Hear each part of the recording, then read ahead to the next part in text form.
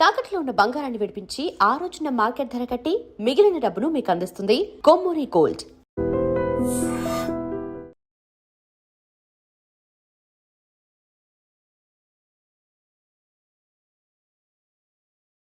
అయితే ఇంకొకటి ఏంటంటే కొన్ని ప్రాంతాలు ప్రత్యేకంగా ఉన్నాయి. ఫర్ ఎగ్జాంపుల్ తడోబా, అలాగే మన దగ్గర కవాల్ టైగర్ రిజర్వ్, అలాగే ఛత్తీస్గఢ్లో ఇంద్రావతి టైగర్ రిజర్వ్.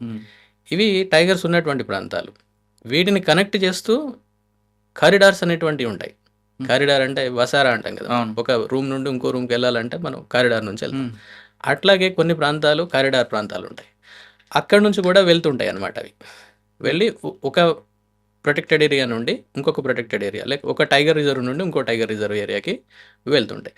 అయితే ఇక్కడ ముఖ్యంగా బయటికి రావడానికి కారణాలు కనుక గమనిస్తే ఏవైనా కూడా, టైగర్ అనే కాదు ఏవైనా కూడా, ప్రధానంగా ఏంటంటే ఫస్ట్ జరగాల్సి ఉన్నటువంటి కారణం ఆవాసం, వాటి యొక్క ఆవాసం నాశనం కావడం. అది మొట్టమొదటి కారణం. వాటి ఆవాసం దెబ్బతింటుంది. దానికి కారణాలు చాలా ఉన్నాయి. చెట్లు నరగడం కావచ్చు, లేకపోతే ఎంక్రోచ్మెంట్స్ కావచ్చు, ఇలాంటివి అన్నమాట. అలాగే కొన్ని జంతువులను చంపడం కావచ్చు, ఇలాంటివన్నీ. ఫస్ట్ ఆవాసం దెబ్బతినడం అనేటువంటిది ఒకటి. రెండవది ఆవాసం ముక్కలు కావడం, అంటే ఫ్రాగ్మెంట్ అయిపోతుంది. ఫర్ ఎగ్జాంపుల్ పెద్దగా ఒక పొడుగ్గా ఉన్నటువంటి ఏరియా ఉంది, మధ్యలో పెద్ద రోడ్ వెళ్ళడము, లేకపోతే మధ్యలో వ్యవసాయానికి అక్రమంగా చెట్లు కొట్టేయడం, ఆ ఏరియా మొత్తం క్లియర్ కావడము, ఇలాంటివి మన దగ్గర చాలా జరిగాయి. ఓకే, ఇక్కడనే కాదు ఎక్కడైనా చాలా దేశం మొత్తంలో ఉన్నాయి, వేరే ప్రపంచ దేశాల్లో కూడా చాలా చోట్ల ఉన్నాయి. సో ఒకప్పుడు వాటి ఆవాసం ఎట్లయితే ఇంటాక్ట్గా ఉండేదో ఇప్పుడు ఆ పరిస్థితి లేదు. బికాజ్ ఆఫ్ మన మనిషి యొక్క ఇంటర్ఫిరెన్స్ కారణంగా, దాంట్లోకి వ్యవసాయం పేరుతోటో లేకపోతే ఇంకా అభివృద్ధి కార్యక్రమాలు కావచ్చు, ఇలాంటివి ఏవైనా కావచ్చు. అది ఇంకొకటి ఏంటంటే దానికి కావాల్సినటువంటి ఆహారం లేకపోవడం సమృద్ధిగా. ఇప్పుడు నేను ఇందాక చెప్పాను మీకు, వారానికి దానికి ఒకటి కావాలి, తినాల్సిందే ఆహారం. తినడం కోసమే, అదే దాచిపెట్టుకోవడం కోసమే కాదు, తినడం కోసమే, అప్పటి వరకు తినడానికే. సో అవి కూడా ఏం చేస్తున్నారంటే హంటింగ్, అదే పోచింగ్ అంటారు, చంపేస్తుంటారు. అలా ఆహారం కూడా వాటికి దొరకదు. ఆహారం కూడా దొరకకపోవడం కూడా దానివల్ల కూడా అది ఒక ప్రాంతం నుండి ఇంకో ప్రాంతానికి వెళ్తుంది. ఇంకొకటి ఏంటంటే ఒక దగ్గర అంటే నీటి సౌలభ్యం కూడా ఉండాలి. సరే, అది తర్వాత ప్రయారిటీ అనుకోండి. ఇలా రకరకాల కారణాలు. ఇంకొకటి ఆడపులి అనుకోండి, మగపులి కోసం, లేక మగపులి ఆడపులి కోసం మేటింగ్, దాని గురించి కూడా వెళ్తాయి, ఒక దగ్గర నుండి ఇంకో దగ్గరికి వెళ్తాయి. ఇలా కొన్ని కిలోమీటర్ల మేరకు అవి ప్రయాణం చేస్తూనే ఉంటాయి.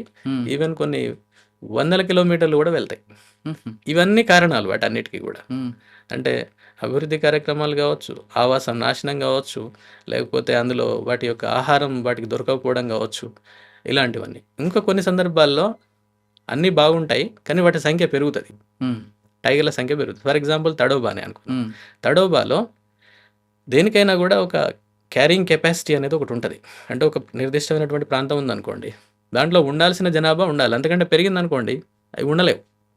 మనుషులు కూడా అంతే. ఒక నలుగురికి కట్టినటువంటి ఇంట్లో ఇంకో నలుగురు పెరిగారనుకోండి, ఇద్దరు పెరిగారనుకోండి, ప్రాబ్లం అయిపోతుంది ఆటోమేటిక్గా. ఇంకా ఎంత స్పేస్ కోసం మనం ప్రయత్నిస్తున్నట్టుగా అది కూడా. అదే టైగర్ విషయంలో ఏంటంటే ఇది టెరిటోరియల్ యానిమల్, దానికంటూ ప్రత్యేకంగా తప్పనిసరి కొంత టెరిటరీ ఉండాలి. అది ఎన్ని కిలోమీటర్లు ఉండాలి? ఎస్, అది ఇదివరకు కూడా నేను గతంలో మనం డిస్కస్ చేసాం ఈ విషయం. దానికి స్పెసిఫిక్గా ఉంటుంది అనమాట. ఇది అంతా కూడా సైన్స్ సార్, ఇదంతా కూడా ఎవ్రీథింగ్ ఈజ్ సైన్స్ ఓన్లీ. మనం అనుకుంటాం దాని గురించి మనకు తెలియక మాట్లాడతాం, కానీ ఎలా ఉంటుందంటే దానికి దొరికేటువంటి ఆహారాన్ని బట్టి దాని ఏరియా ఉంటుంది.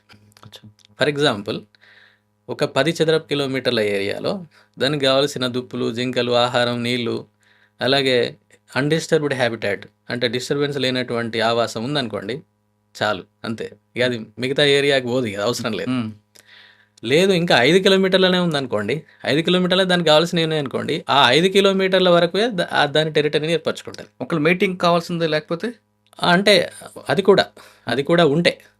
కూడా ఉంటే ప్రాబ్లం ఏం లేదు. సరే, ఒకవేళ కావాలనుకుంటే వెళ్తే వస్తుంది, అది అంతే. అలాగే ఇంకేంటంటే మగ పులి యొక్క టెరిటరీలో ఆడపులుల యొక్క టెరిటరీ కూడా ఉంటుంది, అలా కూడా ఉంటుంది. లేక వెళ్ళైనా వస్తుంది అది. ఓకే, సో నేను ఇందాక చెప్పిన పాయింట్ ఏంటంటే ఒకవేళ ఆ ఏరియాలో, ఫర్ ఎగ్జాంపుల్ ఇందాక మనం కారణాలలో దుప్పులు, జింకలు ఇట్లాంటి వాటిని చంపేయడం వలన వెళ్ళిపోతుంది అని అనుకున్నాం కదా. ఇప్పుడు ఇక్కడ ఏమవుతుందంటే కొన్ని దుప్పులు జింకులు చనిపోయినాయి అనుకోండి, మనం చంపేసినప్పుడు ఏమవుతుంది, దాని యొక్క ఏరియా 10 చదరపు కిలోమీటర్లు కాస్త 20 చదరపు కిలోమీటర్లు పెరుగుతుంది. పెరగడం వల్ల ఏమవుతుంది, మానవ ఆవాసాలు ఇంకేదైనా ఉంటే ఆ ఏరియా కూడా అందులోకి వచ్చేస్తుంది. అంటే దగ్గరలో అదే దానికి అంటే ఇంటరాక్షన్ అయ్యేటువంటి మనుషులతోటి ఇంటరాక్ట్ అయ్యేటువంటి ఛాన్సెస్ పెరుగుతాయి. ఎందుకు, ఇందాక చెప్పినటువంటి కారణాలు. సో అంటే దానికి దొరికే ఆహారాన్ని బట్టి, దాని యొక్క ఆవాసాన్ని బట్టి, దాని యొక్క టెరిటరీ ఆధారపడి ఉంటుంది. మీరు గమనించి ఉంటారు. అంటే దీనికి కారణం ఎవరు, మళ్ళీ మానవ కార్యకలాపాలే. మానవ కార్యకలాపాల వల్లనే అట్లా అవుతుంటాయి అనమాట. ఇది ఒకటి. ఇందాక నేను తడోబా అని చెప్పాను. తడోబాలో అట్లాంటి సమస్య ఏం లేదు యాక్చువల్గా, కానీ తడోబా నుంచి కూడా బయటకు వస్తున్నాయి. ఎందుకు వస్తున్నాయి అంటే, వాళ్ళు ఇందాక మనం డిస్కస్ చేసినట్టు అక్కడ మంచి ప్రొటెక్టివ్ మెజర్స్, కన్జర్వేషన్ మెజర్స్, సంరక్షణ కార్యక్రమాలు అవన్నీ తీసుకోవడం వల్ల వాటి సంఖ్య బాగా పెరిగిపోయిన తర్వాత, ఇందాక మనం ఒక 10 టైగర్స్ ఉండేటువంటి ప్రాంతం అనుకోండి ఫర్ ఎగ్జాంపుల్, ఇంకొక 5 టైగర్స్ వచ్చేసినాయి, మళ్ళీ పుట్టినాయి, కప్స్ వస్తుంటాయి. మళ్ళీ అవేటి పోవాలి మరి, ఎందుకంటే ఇది టెరిటోరియల్ యానిమల్ కదా, దానికి టెరిటరీ కావాలి కంపల్సరీ. అప్పుడు అదేం చేస్తుంది, ఇక అది అక్కడి నుంచి బయటకు వచ్చేస్తుంది. అంటే ఏదైతే డామినెంట్ టైగర్ ఉంటుందో అది ఉంటుంది, ఎందుకంటే అది డామినెంట్ కదా, వేరే దాన్ని తోసేస్తుంది. అక్కడ నుంచి అది బయటకు వచ్చేసి ఇట్ విల్ బి బయటికి ఏంటి సర్చింగ్ ఫర్ టెరిటరీ, కొత్త టెరిటరీ కోసం వస్తుంది. దగ్గరలో కనుక ఏదైనా టెరిటరీ ఉందనుకోండి, ఫారెస్ట్ ఉందనుకోండి, అందులోకి వచ్చేస్తుంది. దాంట్లోకి వచ్చినప్పుడు కొత్తగా వచ్చింది కదా, అంతా కొత్తే, దానికి కొత్తే, ఇక్కడ ఉన్న మనుషులకు కొత్తే, కాబట్టి అంతా ఎస్ అది సమస్యగా మనం పరిగణిస్తాం దాన్ని అంతా. కానీ ఏం జరిగింది యాక్చువల్గా, అక్కడ దానికి టెరిటరీ లేకపోవడం, అక్కడ జనాభా పెరగడం వలన టెరిటరీ లేకపోవడం అనేది it is a natural process, అది ప్రకృతి సహజమైన విషయం కదా. కానీ కొత్త ఏరియాస్కి వచ్చేసరికి దానికి కొత్తగానే ఉంటుంది, నేచురల్గా వచ్చింది అది, కానీ మనకు కొత్తగా ఉంటుంది. ఇదంతా ఏంటి, ఇదంతా ఎక్కడి నుంచి వచ్చింది అనేటువంటిది మనకు అనిపిస్తూ ఉంటుంది. అయితే దగ్గరలో ఉన్నటువంటి ఏరియాస్లో ఈ సమస్య లేదు. ఇప్పుడు కాగజ్ నగర్, ఆదిలాబాద్, ఇక్కడ టైగర్లకి సమస్య లేదు. కానీ కొంచెం దూరంగా వెళ్ళిపోయి వేరే ప్రాంతాల్లో, ఇప్పుడు ఎప్పుడు కనబడినటువంటి ప్రాంతాలకు వెళ్ళేసరికి ఇప్పుడు మనకు కొత్తగా ఉంది.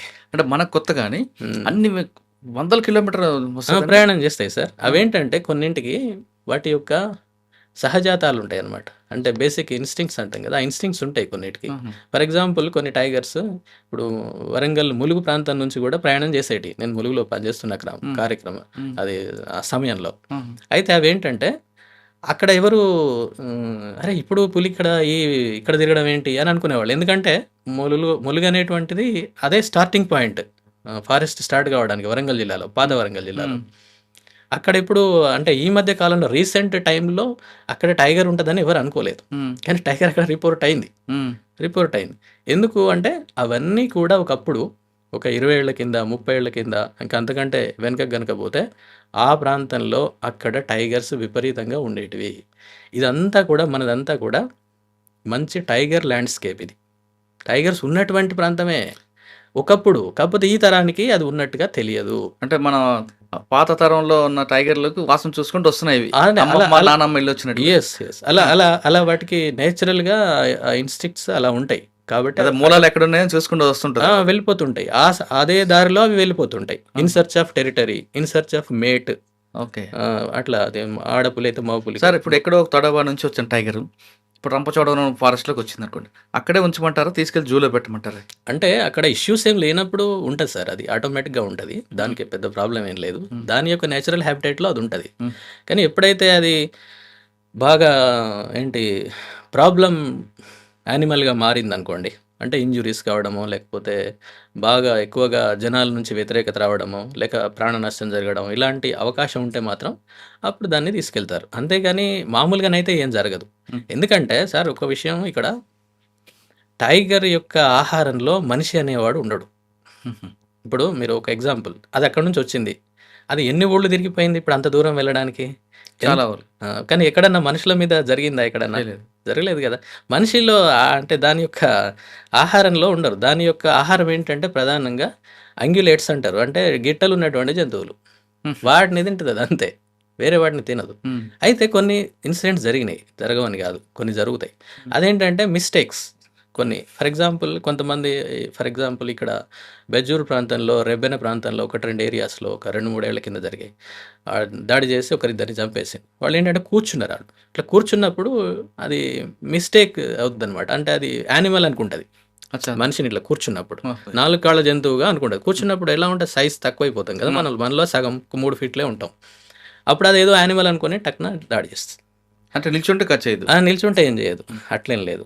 ఓకే. నిల్చున్న చేయదు, దాని ముందు పరిగెడితే చేస్తదా? పరిగెట్టకూడదు. పరిగెడితే ఏమవుద్దంటే అది డిస్టర్బ్ అవుతది. అదేమన్నా నన్నేమన్నా చేస్తున్నారేమో అని అది అనుకునే ఛాన్సెస్. దానికి ప్రాణ భయం. యెస్. అంతే దేనికైనా. తప్పకుండా ఏ యానిమల్‌కైనా భయం ఉంటది. బాగా భయం ఉంటది.